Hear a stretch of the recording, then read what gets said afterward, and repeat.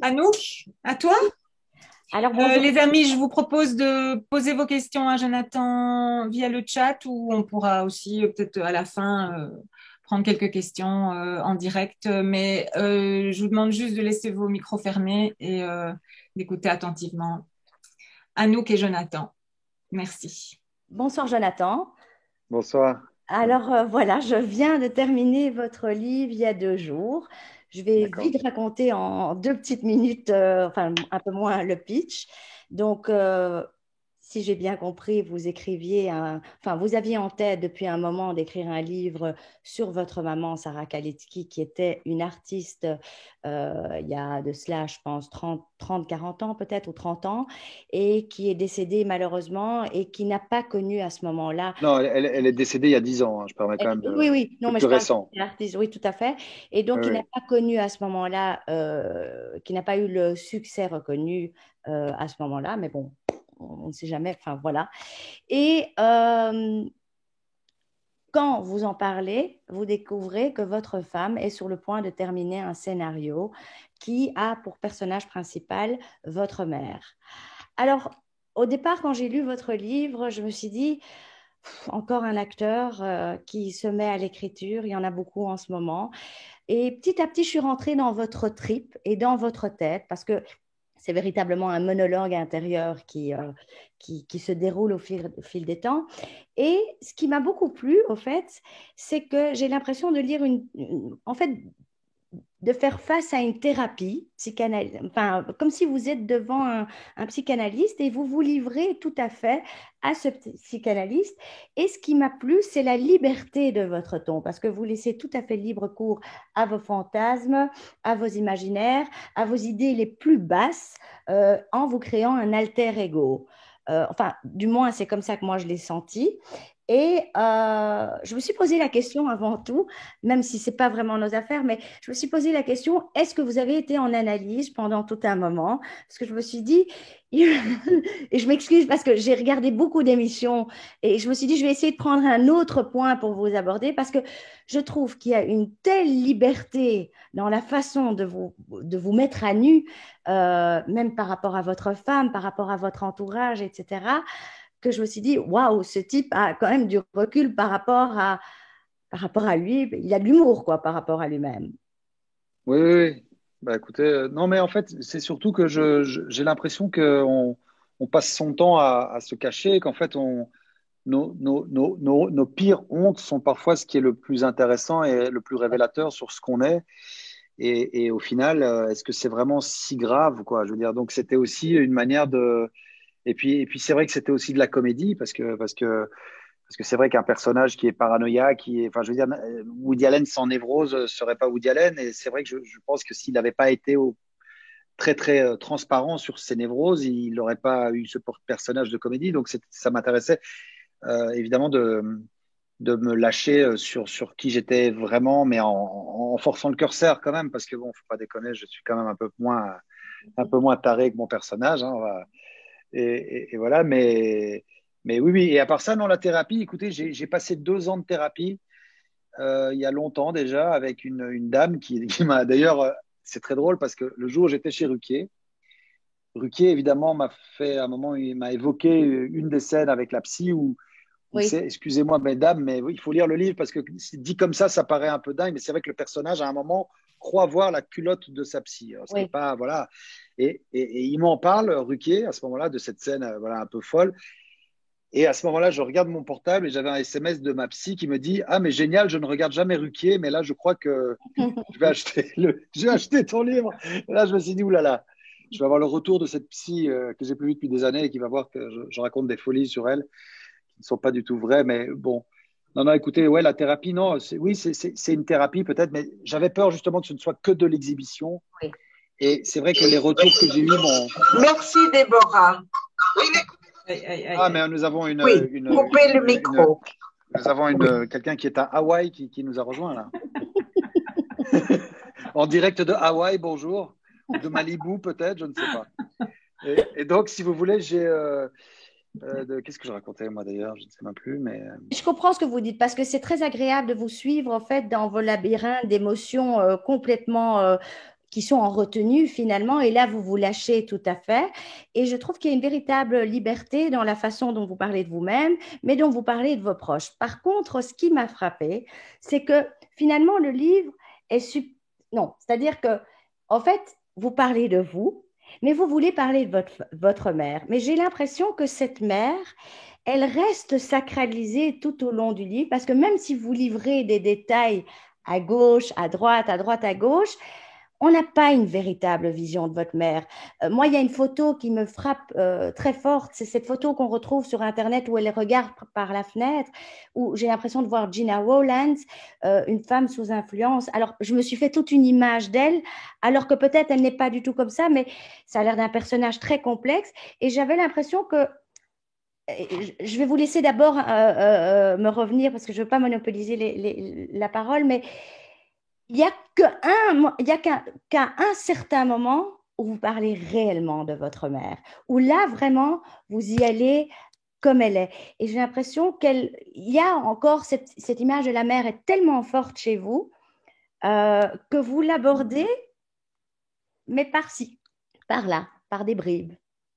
Oui, mais écoutez, alors ce qui est marrant, c'est que les retours en général sont déjà très variés. Ils sont plutôt positifs en règle générale d'ailleurs, mais il y en a qui me parlent du fait que ce livre est un livre sur ma mère et qu'il n'y a que ma mère. Et puis il y en a comme vous qui tout à coup me disent que je n'en parle peut-être pas assez, que machin. Ah non, c'est pas Donc une critique, c'est un non, mais constat, hein. pas assez, mais que vous Ouais. dites qu'il n'y a qu'une fois où j'en parle vraiment. Il y en a d'autres qui trouvent qu'elle prend finalement presque la place de tout le roman. D'ailleurs, Ruki à l'émission, je ne veux pas parler de lui tout le temps, mais c'est Ouais. vrai qu'il m'a évoqué le fait que c'était elle là. Et je veux dire, même à travers l'image de cette star qui m'héberge, je parle encore de ma mère, je parle de son histoire d'amour, je parle de cette famille aussi, marquée par la déportation de mon grand-père.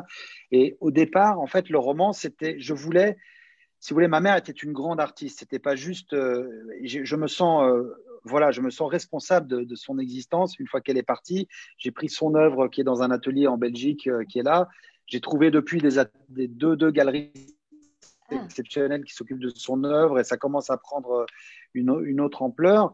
Et au départ, si vous voulez, j'ai toujours voulu écrire sur elle, je ne trouvais pas la forme. Et quand ma femme a voulu écrire ce scénario, ça m'a rendu dingue. Et en se mettant en contre, je me suis dit, ben, c'était la meilleure forme possible. C'était tout à coup de quelqu'un veut m'empêcher d'être le premier, le seul, l'unique à mettre de la lumière sur cette femme. Et pour moi, c'est impossible. Donc, j'ai pris ce combat pour la raconter. Et je pensais que juste en parlant de cette jalousie de cet homme par rapport à ce que voulait, par rapport au fait que sa femme veuille écrire sur sa mère, que juste ça suffirait presque pour la faire jaillir en fait à travers ce conflit que ma mère, le portrait de ma mère s'esquisse même sans que j'ai besoin de la décrire en fait. Mm-hmm. Mais après, évidemment, je me suis rendu compte que ça manquait. Il manquait d'elle, en fait. Il me manquait de son âme. Mais sacraliser, je vois pas en quoi je la sacralise parce qu'il y a quand même je veux dire, je parle quand même finalement, de choses assez violentes, en fait. Et on sent Je l'amour parle de comment elle énorme. parlait. Ouais. Oui, c'est de l'amour, mais sacraliser, ça voudrait dire que je la protège de toute remarque, de tout défaut. Mais moi, je parle du fait de comment comment on se parlait mal, comment on s'insultait, comment elle était hystérique, comment le bordel incroyable que c'était cette vie. Et c'était un ogre, en fait, aussi, merveilleux. Et je crois quand même que dans l'esquisse qui se fait de son portrait, parce que je crois qu'elle était tellement romanesque qu'elle mériterait plusieurs romans, parce que la femme que vous voyez en photo dans la presse, c'était pas celle dont je parle. Celle dont je parle, c'est les 10 dernières années de sa vie. Il y a la Gina Rowlands avant. Après, c'est vrai que j'ai donné une photo, je vais vous dire un truc. Sincèrement, les morts ont le droit de rester belles toute leur vie. Tout à fait. Voilà. Et ma mère était très grosse à la fin de sa vie. J'avais honte d'elle, j'en parle d'ailleurs. Elle était devenue très grosse. Elle avait presque plus de cheveux. Elle avait son poncho. C'était dur. Voilà. En tout cas, moi, vous savez, quand on a un fils, on a envie d'être fier de sa mère. Donc, j'ai voulu que dans la presse, montrer une image d'elle qui soit plus belle. Voilà, c'est vrai. Mais c'était pas celle dont je parle. D'être le gardien finalement de cette mère qui me semble très très présente dans votre vie. Je me dis que ça ne doit pas être évident de porter un tel poids. C'est pas que j'essaye de tourner la discussion vers la psychanalyse, pas du tout, mais j'ai essayé de lire le livre plus de cette façon-là parce que, par exemple, je trouve qu'il y a un passage où vous parlez d'elle et je trouve que c'est magnifique, où vous dites justement Comment, enfant, j'ai partagé ces déceptions, ces heures d'absence dans l'atelier, la fête pour chaque toile finie et la difficulté de l'exposer. Des collectionneurs qui arrivent dans de grosses voitures avec leurs grands manteaux en cachemire et repartent avec lui après lui avoir acheté des œuvres. Et puis vous dites un peu plus loin, ces échecs tellement plus nombreux que ces succès et ce déséquilibre à encaisser au quotidien. Je suppose que son déséquilibre, vous l'avez vécu. Il est difficile à lâcher aussi quelque part parce que, comme vous dites, aujourd'hui, avec le recul, c'est beau de donner une meilleure image. Mais je trouve que vous parlez très, très bien de l'artiste qui n'est pas compris à ce moment-là. Ce n'est pas parce qu'il n'est pas compris, justement, que c'est un mauvais artiste. C'est justement, comme vous le dites, je vous cite, la mauvaise intégration que le monde fait de son œuvre. Moi qui travaille dans l'art, je suis tout à fait d'accord avec vous. Il y a aujourd'hui, malheureusement, quand on regarde le travail de certains artistes, on se dit, eh bien, c'est dommage qu'on ne les a pas vus au moment même parce qu'ils étaient brillants. Et je me dis, est-ce que vous, en tant qu'enfant, vous avez porté tout ce poids tout le temps de sa non-réussite, de son non-échec? Ben, c'est ce que je dis, C'est ça. dans d'autres passages de ce texte, justement là, à ce Oui. moment-là, où je dis que je porte, que j'ai vécu ces échecs. Et oui, oui, évidemment, évidemment. Mais en même temps, si vous voulez, pourquoi est-ce qu'on est là? Je veux dire, pourquoi est-ce qu'on est là, non pas sur Viso ensemble, là, maintenant, mais pourquoi on est là? Je veux dire, en même temps, c'est un héritage exceptionnel. C'est tout à coup, vous voyez, cette femme voilà, qui a eu du mal toute sa vie, qui a eu des moments d'éclat, mais quand même une carrière difficile, et tout à coup, des galeristes, des mecs qui ont la main mise enfin, qui sont très importants dans le milieu de l'art, cette année, elle a exposé, elle a très bien vendu. Tout à coup, je vais vous dire, tout à coup, ça devient merveilleux et l'art continue, elle est toujours présente et c'est ça qui est merveilleux. Donc, je considère que oui, c'est dur. Ça a été dur de l'accompagner d'une certaine manière, mais en même temps, c'est un cadeau sans nom aussi. C'est Ça vous merveilleux. donne pas l'envie d'approfondir justement un livre qui tourne vraiment autour d'elle? Je me suis posé cette question parce que ça a l'air d'un personnage tellement Si, mais intéressant. de toute J'ai même façon, regardé un peu je son veux œuvre. dire, elle est, comment dire, elle est très obsessionnelle chez moi puisque elle fait partie de moi aujourd'hui. Donc, c'est forcément qu'elle va revenir d'une manière ou d'une autre. Oui, oui. Après, si vous voulez, comment dire, je comprends très bien je sens, il y a des gens qui aiment tellement tout ce qu'il y a de ma famille, de ma mère. Et puis, il y a d'autres qui aiment ce conflit de couple. C'était aussi, si vous voulez, c'est une énergie, en fait, c'est l'énergie qui m'a poussé à faire ce livre. Je ne l'ai pas réfléchi à l'avance. Je ne me suis pas dit, je vais parler de ma mère comme ça. J'ai senti que quand ma femme voulait écrire sur elle, c'était épidermique. Pour moi, c'était insupportable. C'est cette énergie-là qui m'emmenait à écrire des saloperies sur ma femme qui écrit sur ma mère en me disant, mais c'est dingue ce que tu ressens, c'est horrible, c'est immonde. C'était vraiment un salaud. Et c'est ça qui m'a donné au fur et à mesure l'envie qu'elle rejaillisse dans ce conflit. Et c'est une manière de raconter les choses. Après, je pense que je peux la raconter encore différemment. Et oui, pourquoi pas, j'aimerais Mais c'est évidemment, ça parce qui elle était très, très multi. Il y a beaucoup de femmes en une femme, en fait. Déjà, il y a beaucoup de strates de son œuvre, et comme il y a beaucoup d'étapes dans sa vie, et je crois enfin voilà, après, écrire, ouais, ça donne envie d'en connaître plus parce que moi j'ai été googler un peu pour voir ces œuvres d'art qui franchement me parlent et je me dis ce serait sympa mais bon je vais pas rester maintenant à parler que de votre mère mais voilà Ah, mais ça me fait plaisir, vous savez, on ça a peut l'air parler que de ma mère, il n'y a pas de parce que problème, hein. finalement il s'agit de vous et de toute cette histoire alors Bah, moi ce que évidemment. j'ai beaucoup aimé c'est l'humour et tout à fait la crise de couple alors là je trouve que vous êtes je trouve qu'en fait, votre femme mérite une médaille. La façon dont... Je suis bien d'accord. Non, ce que je veux dire par là, c'est la façon dont vous la décrivez par moment. Il y a plein d'humour quand vous comparez ses épaules ou son dos à une nageuse est-allemande ou son nez, quand on le regarde à l'envers, on dirait une grosse paire de couilles. Je trouve que c'est fantastique parce que quelque part, vous osez dire ce que personne n'ose dire. Alors l'écriture, évidemment, permet cela, mais il faut oser aussi. Oui, mais en fait, comme le décrit un personnage, à un moment, mon personnage, c'est un peu un Don Quichotte bobo parisien. Oui, C'est-à-dire qu'en fait, c'est une envie désespérée de faire revenir cette femme et finalement de tout détruire bien comme sûr. une offrande à sa mère, en fait. Détruire son couple, son quotidien, être prêt à tout pour la raconter. Et Et bien donc, sûr, sa femme en premier. qui est son ennemi, en fait, qu'il crée comme étant son ennemi, mais qui est son ennemi. Et donc, il la voit sous un filtre haineux et il la transforme. Mais après, j'ai bien aimé aussi des retours de gens qui me disent qu'en fait, c'est aussi une histoire d'amour, en fait, avec ma femme, parce que de pouvoir, de pouvoir exister comme ça en toute liberté, de tout casser chez soi, en fait, avec toujours le regard bienveillant, finalement, d'une femme qui, bon, il y a un moment, il part de chez lui, c'est plus possible, on est d'accord, mais quand même, ça va très loin. Il y a de l'amour pour que ça soit possible, tout ça, je veux dire. Et puis, c'est aussi parler d'un couple de 15 ans. Vous savez, quand on parle toujours du couple, enfin, on parle pas toujours du couple, d'ailleurs, tout le monde parle il y a plein de choses qui sont dites différemment, mais je veux dire, pourquoi est-ce que le romantisme, ce serait toujours de mentir, en fait? Ah oui, non, mais je suis tout à fait Non, d'accord. mais vous voyez, le romantisme, c'est parfois de dire que, ben oui, il y a des moments, voilà, vous voyez, non, non. Mais c'est ça que j'aime, c'est justement, vous avez beaucoup d'humour, même sur vous-même, la façon dont vous parlez un petit peu de votre obsession, de votre bide Ben oui, et de votre poids. absolument. Ben, voilà, c'est cette liberté de ton qui m'a plu. Je trouve qu'on sent que vous aimez la langue française parce que vous vous perdez parfois, pour moi, hein, un petit peu trop dans les détails, mais d'un autre côté, vous nous permettez vraiment de rentrer dans l'histoire. Donc, je veux dire, ça se balance, mais on rentre vraiment dans votre trip où ça va de plus en plus mal. Et puis, ce que j'ai aimé aussi beaucoup, c'est les références cinématographiques qui sont quand même, voilà, qui montrent une culture cinématographique que vous avez. Mais c'est sympa de les mettre et de concocter les deux, quoi. Je veux dire, Ouais. vous avez pris du plaisir à écrire, ça vous donne envie d'en écrire d'autres, des livres comme des livres. Oui, oui.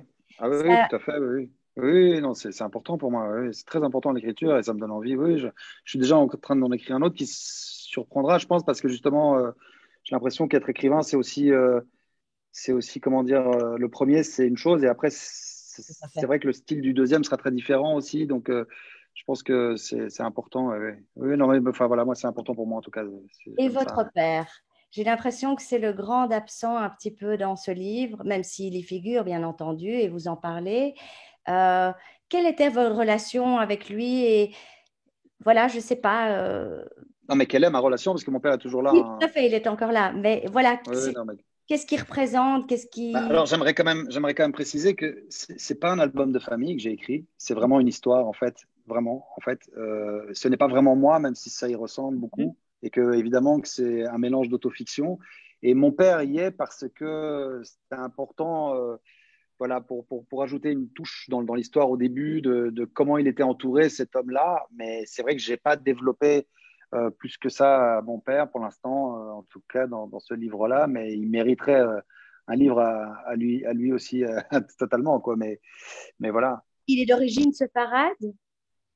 Oui, oui, mon Donc lui, il père n'a est pas connu d'Égypte. la guerre, ou il l'a Il a connue. connu 57, il a connu le panarabisme, il a connu, voilà, il est parti d'Égypte avec Nasser, évidemment. Bon, Tout à fait. ils ont été ensuite en Belgique, ça a été quand même très dur. C'est moins violent que, Oui. évidemment, voilà, l'histoire de ma mère et de sa famille. Il y a pas, voilà, mais ils ont survécu. Il y a pas. Mais bon, ils sont partis, ils ont laissé là-bas. Il y avait une synagogue au nom de la famille. Ils avaient beaucoup de choses qu'ils ont laissées au Caire. Et voilà, comme je dis souvent, je suis comme nous tous ici. Je ne sais pas lesquels sont ou pas, mais nous sommes les résultats de quelques pogroms qui se sont rencontrés. Donc voilà, moi, c'est vrai qu'ils se sont retrouvés là en Belgique, quoi. Alors, j'avais encore une petite question à vous poser. Attendez, je la reprends. Oui, je me suis posé la question, est-ce que ce livre, finalement, là aussi, est-ce que ça n'a pas été un déclenchement inconsciemment pour vous venger de tous ceux qui prennent votre mère, euh, de tous, en fait, comment vous dire, on sent que c'est vous qui vous présentez comme étant le seul gardien et le seul défenseur de votre mère.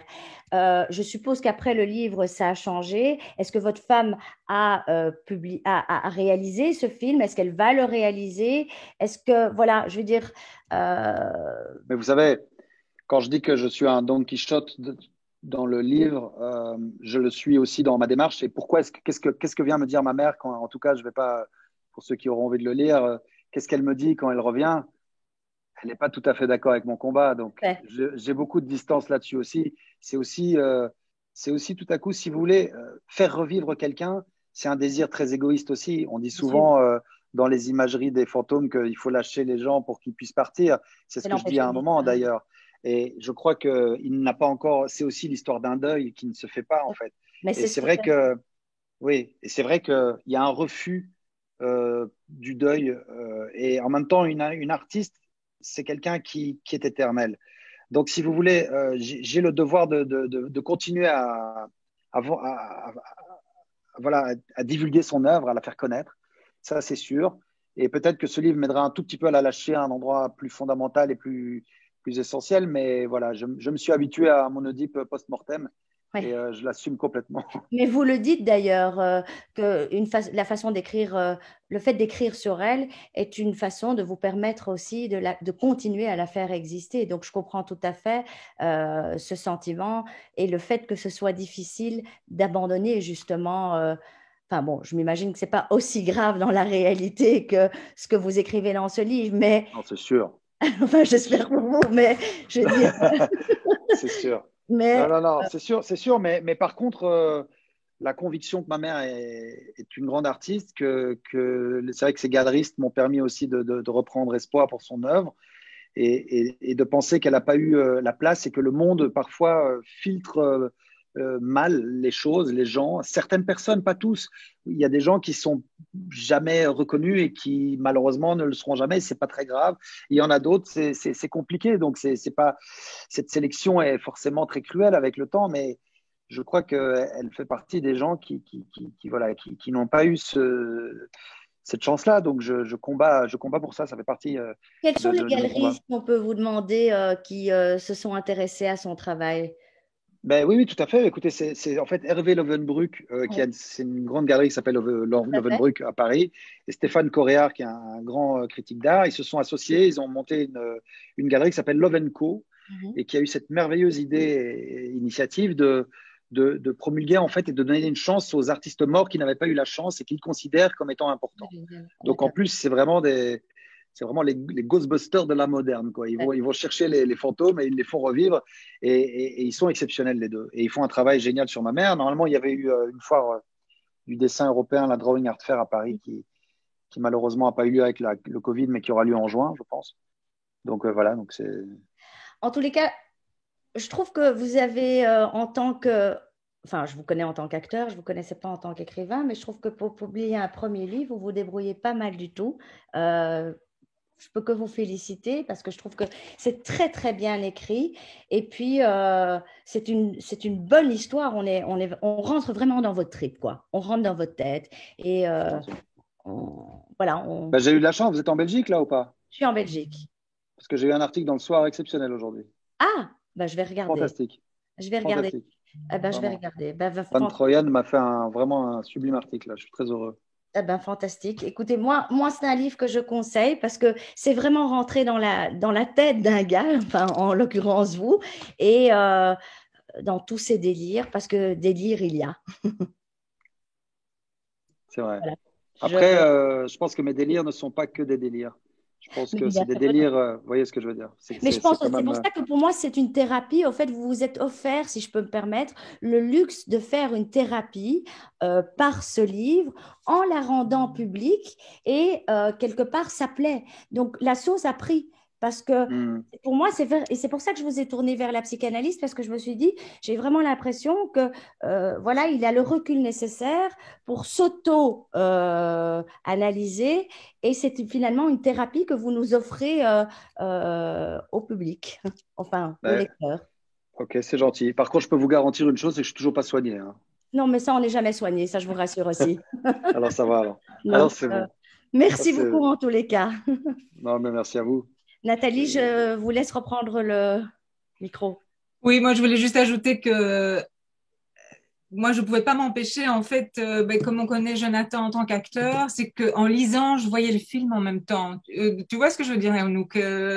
C'est double… Ah oui, voilà. c'est très imagé aussi. C'est ça, Ce c'est ça. livre. On sent la culture cinématographique qui est tout à fait dedans. On voit les C'est-à-dire, scènes en tout à fait. lisant. Donc, Exactement. voilà. Donc, ça, c'était bien. Donc, Exactement. avec des moments effectivement très drôles, cette écriture cash, et puis parfois des vrais pincements au cœur quand même, hein. Donc, Exactement. Exactement. voilà. Moi, j'ai beaucoup aimé. Merci, Merci. Jonathan. C'était Peut-être super. essayer d'organiser une exposition en Belgique, ce serait sympa. Ouais, bah oui, j'aimerais bien, mais bon, je vois avec eux là, de toute façon, avec la pandémie, pour l'instant, si vous voulez, même les expos qui devaient avoir lieu, Oui. elles devaient avoir cette expo là, fantastique, là, le salon s'est reporté en juin, donc on est un peu tous en, voilà, mais bon, je pense que les Vous avez choses trouvé vont, facilement un éditeur? Ça a été facile pour vous ou ça a pris du temps? Parce que vous êtes quand même publié pour un premier roman chez Grasset, c'est pas Hmm. mal. Ouais, Euh, ouais. Ça a été facile? Bah, écoutez, en fait, l'écriture, quand ça fait 30 ans que j'écris sans envoyer, donc si vous voulez, facile pour moi, non, en fait, mais facile là, oui. Ok, je C'est-à-dire que comprends. j'ai vraiment fait comme dans les films, j'ai mis dans une enveloppe craft et j'ai envoyé. Alors les gens disent oui, mais ils connaissent ton nom, tout ça. Ok, ils connaissent peut-être mon nom, D'accord. mais il se trouve qu'il y en a qui appellent avec des agents. Moi, j'ai envoyé par la poste Mhm. et que ça a marché.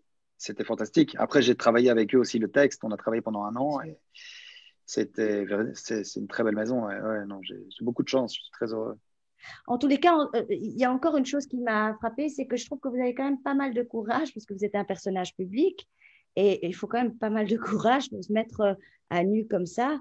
On reconnaît des noms par-ci par-là de couples.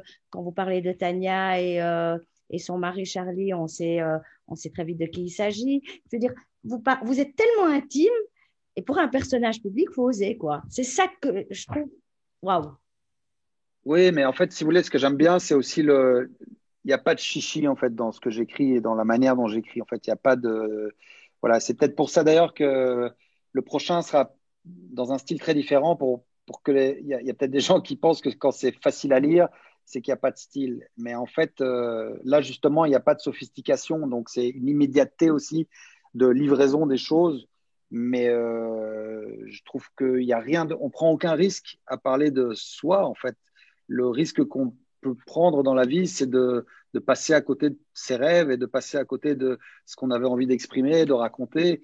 Donc finalement, c'est un privilège de pouvoir se raconter et que les gens aiment en plus, ou en tout cas puissent être, voilà, s'identifier un minimum, quoi. Oui, mais il faut le faire, quoi. Se mettre à nu comme ça, c'est pas donné à tout le monde. C'est ça que je veux dire. Non, mais c'est vrai que c'était un peu le risque. Je me suis dit, si ça passe pas, Oui, ça va être très gênant pour moi quand même. voilà, c'est ça. Ça, c'est sûr, c'est C'est ça. sûr. Ça pourrait être Tandis vu que comme. maintenant, au moins, Ouais. je sais que je peux faire n'importe quoi, je surprendrai plus personne, je On peux sait que vraiment, vous je êtes suis un gars libre. cool, ça va, quoi. Je suis cool, mais que je suis un peu fou et que je peux faire ce C'est que je ça. veux, C'est ça ne bon. surprendra personne. Donc, je suis en liberté maintenant, ça y est. Exactement. Ça, Oui, c'est agréable. je comprends. C'est vrai on est souvent vachement,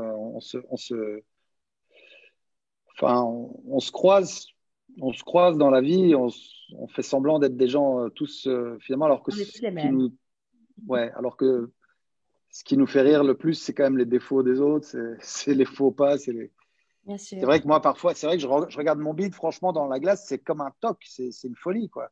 Je pense qu'il y a des abdos qui ont poussé, alors je fais même pas de sport, hein, je veux dire. Et donc, bah, après, depuis que je l'ai écrit dans le livre, franchement, Oui, maintenant, j'ai honte de ma honte, de ma honte, de ma honte, de ma honte. Je crois que je vais arrêter, là. C'est bien, ça. Ça, j'ai guéri, là. je comprends. Ou alors, j'ai vraiment de faire des abdos, un de ces jours, ça me fera pas de C'est mal. bien, c'est thérapeutique aussi. Donc, C'est sûr. Une autre question, les amis? C'est maintenant? Non, non. Bon, ben Jonathan, c'était un petit moment très sympa ensemble, petite conversation Tout à fait. confidentielle comme ça. Moi, je conseille vraiment votre livre et effectivement, écrit avec beaucoup de courage et beaucoup de talent. Très chouette. Merci beaucoup. Multitalent, hein, Jonathan Zakai, incroyable. C'est gentil. Écoutez, Non, non, très mais gentil à vous. voilà. Ben écoutez, très bonne soirée à tous. Très envie de lire. Ok, très bien. On a des petits commentaires. Voilà, ça D'accord. fait merci quelques beaucoup. ventes en plus assurées. Ah oui, j'ai pas lu, tiens, oui. Ah, il y a que des femmes. Ben oui, il y a que des femmes. Bah, écoutez, c'est très bien. Moi, je préfère les femmes en règle générale, donc c'est pas déplaisant. Bon, un petit moustachu aurait quand même fait l'affaire, comme ça, histoire de rééquilibrer l'affaire, quoi. Mais on a vu dans le livre que vous aimiez bien les femmes, donc on a Ah, joué là-dessus. tant mieux, parce que bon. J'avais peur avec la mienne, mais après négociation, elle a trouvé ça quand même très bien, donc ça va. C'est ça. Merci. Merci beaucoup, Jonathan. Merci Merci à vous. tous. Bonne soirée. Bonne soirée à À vous. bientôt. Merci, bonne soirée. Merci, Ciao, merci ciao. Jonathan. À bientôt. Au revoir. Bye bye. Au À revoir. bientôt.